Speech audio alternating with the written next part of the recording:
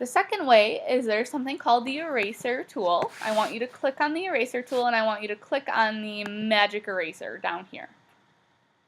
Your tolerance should be anywhere between 20 and 30, but again, you're going to have to learn exactly how the tolerance works and adjust it to you and your product. So what you're going to do, what this tool does, is once you click, it clicks what it thinks the background is and it erases that background. So click. See, and now it's white because I erased it and we have the white layer underneath it. And then I'm going to continue and I'm going to go around my product. I'm going to erase around my product. Again, some people might have trouble with this particular method of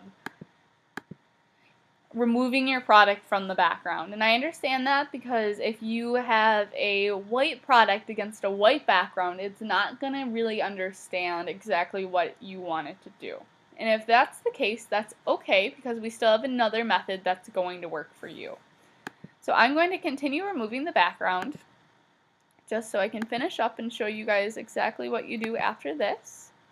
I want to make sure I'm getting all the dress completely away from the background. Sometimes it doesn't get too close, but that is okay. So what I'm going to do, I'm going to zoom into my product and I'm going to go along the dress to make sure that I'm getting everything away from it like I thought I was. So zoom in and make sure you're getting everything you need. See right here?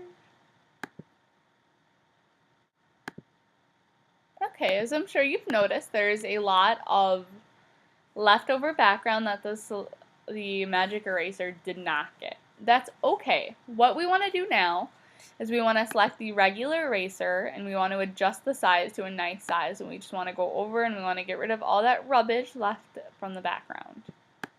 There we go. Just want to go along the product again and make sure that's gone.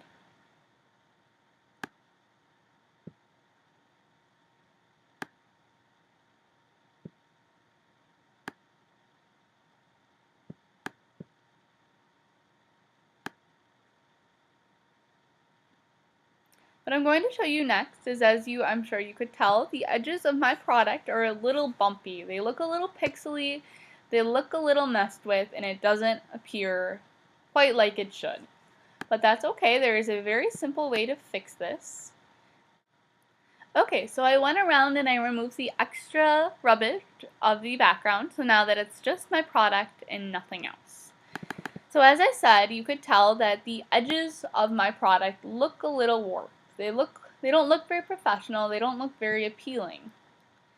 But that's okay. All we have to do is we have to soften the edges. So what I want you to do, I want you to zoom out so that you can see your entire product. If you already can see your entire product, that obviously is not necessary to zoom out. I want to go back to our magic wand and we want to click.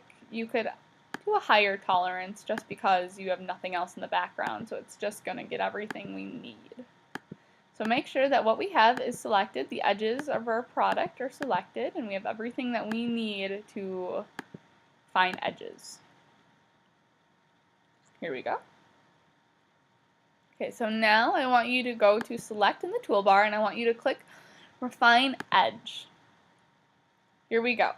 So I think it's important, I'm going to go to the part of my product that really needs to look good.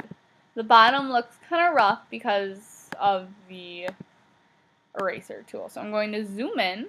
Oops, I'll show my original product. There we go. It's a little bumpy. I'm at 100%, which is, I think, an ideal percentage that you want to be at so that you know what people are going to be seeing.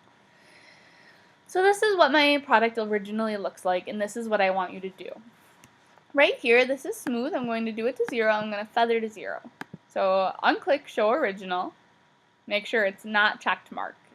And then I want you to go to smooth, and I want you to mess with it a little bit so that it's looking a little better every time you go up. Too much isn't really good because you really don't want to mess with your products too much. You want to make sure that the customer is seeing what the customer is going to be getting. I always like to do around 20, 25, 30, and then my feather, I never go over 2 when I do feather, but the feather really helps. See? There we go.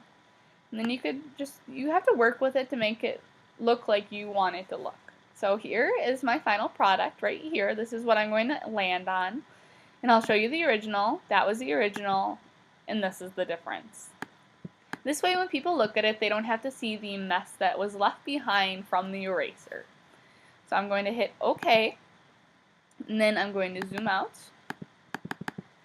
to 20% so again I can see my entire product, and it looks really nice and it looks very professional and everything looks the way that it should look.